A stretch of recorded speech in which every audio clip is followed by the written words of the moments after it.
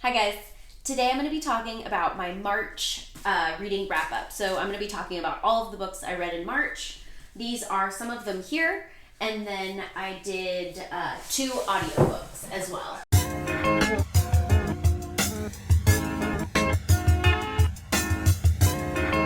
I'll be sure to link all of these books in the description below, but basically what I read, they're they're not in any kind of order at all.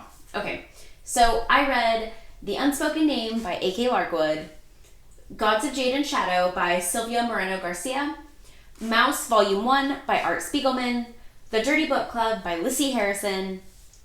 I finished Oathbringer by Brandon Sanderson, and The Dutch Girl by Robert Martson, which is actually, it's The Dutch Girl, Audrey Hepburn in World War II, actually, is the full title of that one.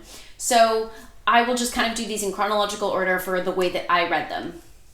So I'm going to start with, I'm going to move these out of the way.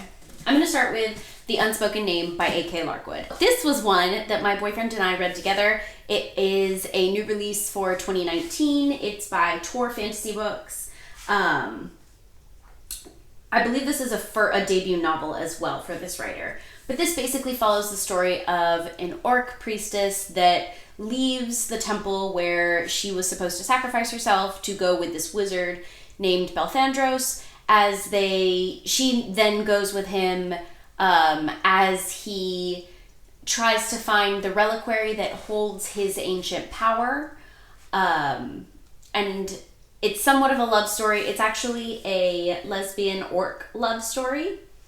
So if that's something you're interested in checking out. This one didn't really work for me. I gave this one 2 stars. It had a lot of really cool elements, but I felt it didn't quite have enough character development or plot development, really.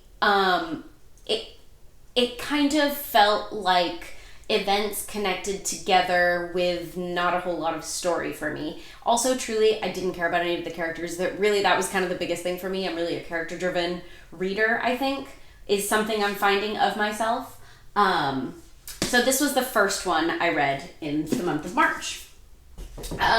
Basically, all through the month of March, I'll put it up here in the corner if you don't know the cover of Sanderson's novel, but Oathbringer is the 3rd in the Stormlight Archive series, and it's the latest release in that series. It's supposed to be a much, much longer series. I'm hearing something like 10 books potentially, but at the moment only these 3 are released. It took me probably the end of February, and probably half of February and all of March to get through this one. It was really, really long. So I did this one audio just because it's how I happen to have it. That's how my boyfriend read it, and so that's how I heard it. It's a 55-hour book. And obviously, it's a 1,200 page behemoth, basically. So it's no wonder that it took me that long. I obviously loved it. It was 5 stars. I have nothing but amazing things to say about it. I actually will post a link in the description for the video I did on my Oathbringer quick take if that's something you want to check out. But there's really nothing I have that's original to say, just kind of what my thoughts are on some of the characters in that series. I'm definitely going to reread this series later on, probably starting in maybe June or July. As you can see, I have, around here somewhere, I have the physical Way of Kings, and I'm hoping to acquire Words of Radiance and Oathbringer before the 4th book comes out, which I'm hearing is in the last quarter of the year. So, that was amazing. 5 stars. Go read it. The whole series was awesome. I can't wait to reread it. I think it's going to be so, so good. Okay, so after Oathbringer, I read Mouse, Volume 1 by Art Spiegelman. This is a graphic novel. It's an autobiographical graphic novel about Art Spiegelman's relationship with his father, who is a World War II Holocaust survivor. It was outstandingly beautiful in a way that I really didn't anticipate. It's all black and white, which I thought was really cool. The artwork is really, really gripping and beautiful. It's got a really cool concept that I don't even know if I mentioned before, but in it, the cats are the Nazis and the mice are the Jews. And it didn't make it easier to read the subject matter. It was still really difficult to read because there's there's such really heartbreaking parts in this book. It was beautiful. It also really read in a very narrative style for a graphic novel. I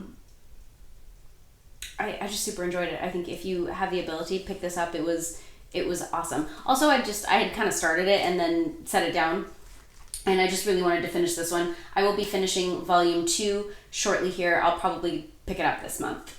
And then I have a video on my first take reading volume 1, and then I'll sum it up with volume 2 and then kind of give you my thoughts on the whole series. After that, so as you all know, obviously we're all shelter in placing at the moment, or being quarantined in our homes. And my book club was scheduled around this time, and I thought it was going to be fine. I thought I wasn't going to have to read the book, which I had only read 50 pages of, and then just kind of got uninterested. I was reading other things. I've been so excited recently about some of the things I've been picking up, or some of the things my TBR pile right now is insane. I just have so many things I want to read and I'm so excited about. So because it was something that someone else had picked for the club, it wasn't something that I was necessarily excited about. And that is The Dirty Book Club by Lissy Harrison. After a while, my book club ended up deciding that we were going to do a Zoom meeting, so a couple days before, I had to basically pick up the book and just finish it really quickly. I absolutely loved it. This book was so good. I'm the worst. I am such a, I'm the worst at judging a book by its cover, basically. And I'd read a little bit of it, and I don't know why. I was just so unimpressed. It was so great. Okay, so it's the story of 2 groups of women. And then it kind of diverges into the younger group, so to speak, but it's essentially this group of 4 friends that decide that they're going to have a book club. And it's more of reading the books definitely is a part of it, and I really liked that aspect, but it's more a support group for these women and ways that they're able to support their friendships and their lives as they grow up and develop and everything like that. And so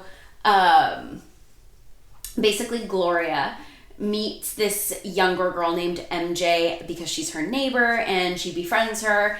They essentially leave their book club to these predetermined group of girls. So it's 4 girls, and the way that their lives all are interconnected. It was a really easy read. It was a really light read. There wasn't anything particularly difficult or mind-blowing, but it was fast. It was exciting.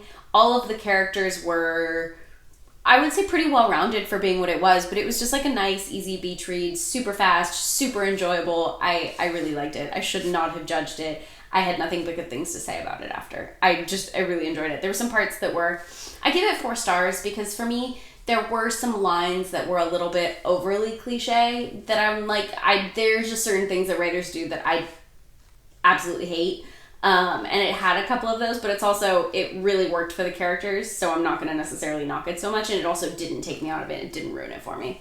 So this was The Dirty Book Club by Lissy Harrison. If you see it, pick it up. I heard where the person picked it was just like, I think she found it at like a Goodwill store or something like that, and I'm so glad she did. It was so super worth it. Dirty Book Club. Okay, so I was kind of having a little bit of a hard time sitting down and reading physical books when we started the quarantine. Not that, I think I was in a fairly okay headspace, but I was just kind of distracted by so many other things. So I was like, okay, let me kind of get all that out and let me do an audiobook. I actually started Gardens of the Moon by Stephen Erickson, which is the first book in the Malazan Book of the Fallen series. I'm listening to that one audio because I have it. I actually have the physical book, and I've been switching off just a little bit. I'm maybe 9 hours into that one. I might DNF that one. I might put that one down. Only because it's probably something that I will get to eventually. But after finishing something like Oathbringer and having that feel a little bit tedious at some parts, I don't know if I'm quite so willing to get started into such a daunting series. I also find that I don't know that I'm like halfway distracted some of the time, so that's not really a book that I feel I can be distracted when I'm reading. So I think I might set that aside for a little bit, come back to it eventually. I don't know when, but eventually. Other than that, I found out about Chirp, which I had no idea about. So I got I got a couple of discounted audiobooks that I was actually wanting to read. So this is one that I almost bought at Barnes & Noble and didn't, but it's actually a Dutch Girl, the story of Audrey Hepburn during World War II by Robert Matson. And I actually had never read any of his books. I really like Old Hollywood, and I listened to You Must Remember This, and I have a lot of, you can see some of my bookshelf. I have a lot of books on film. I really like it. I really do like Audrey Hepburn. I like many, many things about her. Catherine was my girl, let's be honest. But I like her, so I don't know. I was interested in picking up the book. It was a really short audiobook. It was enjoyable. I gave it 3 stars just because I don't know if I don't think there was anything revolutionary about it. It felt like he kind of took some, obviously it was well researched. It was interesting. It was, I cry for all books, so I cry in everything. So I can't really use the I cried and it was emotional. No, I can't say that. I did enjoy it though. For something that was kind of I needed a little bit of a distraction. I kind of heard it slow for being an audiobook, but no, I really enjoyed it actually. I don't know if I'll maybe remember too much of it. I can say right now, yeah, I don't know how much I'm going to remember it, but it wasn't bad. It wasn't bad. I think it was fine. For me, it was just fine. But it served a good purpose at the time. After that, I started Gods of Jade and Shadow by Sylvia Moreno Garcia, which I think has actually been, I know it has been shortlisted for the Science Fiction Fantasy Awards, and it's one of the selections.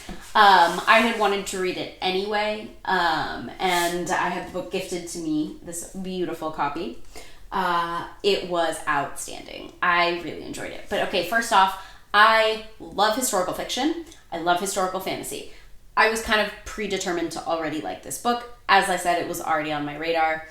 I would have probably rated it higher had I not recently finished Catherine Arden's trilogy, because it was aggressively similar. But I don't find fault in that necessarily. I can read the same story a million times if it's a good story.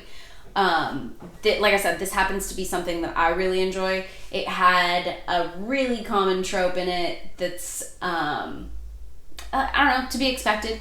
I didn't expect the ending though, and I liked that. I felt that for me, I was able to connect a little bit with some of the characters and the settings. I thought it was descriptive without being overly so. I thought the main character, Cassiopeia Toon, was amazing. This follows a girl named Cassiopeia, and she is the poor relation. It's set in 1920s Mexico, and she lives in the Yucatan in a very small village. And everyone knows everything, and there's no progress, and it's like you're stuck 20 years back, basically. I grew up spending my summers in Nicaragua with my family, and it's a pretty small town. It's actually not that small, but they are so kind of stuck, sort of, in a time that isn't now, and a lot of the way that she felt was like that. Basically, she kind of gets roped into helping this god take back his kingdom, and they travel through Mexico as she basically is voluntold. She doesn't really get a choice. And it's them going together, and it's a fantastic love story. It's great. I don't know. I really enjoyed it. Maybe I'm just stuck on this historical fantasy binge thing going on right now. It was written really well. I have nothing but really good things to say about this one. I think you should check it out. If you're interested in any of those things, it has really cool Mayan elements to it. And if you know anything about Mexico, if you know anything about the Mayan gods, I thought it brought up a lot of things that I thought were really cool, really interesting, and it talks a lot about old myths and how myths are made in a really interesting way for me. So I don't know, I liked it a lot. I thought that one was a really nice one to end with, and it got me sort of excited for the other things I've got coming up. Anyway, that was my March reading wrap up. I think it was probably more than what I might normally read, but I've also been home. I actually don't know that I've been reading excessively either. I think I've been trying to get in maybe an hour or two kind of as the day goes on, and it's sort of working for me. So I think something like that is probably how I'm going to keep going. But anyway, if you read any of these books and liked them or didn't like them, leave me a comment down below and I would love to talk to you about it. Otherwise, hit the subscribe button and I'll see you guys next time. Bye.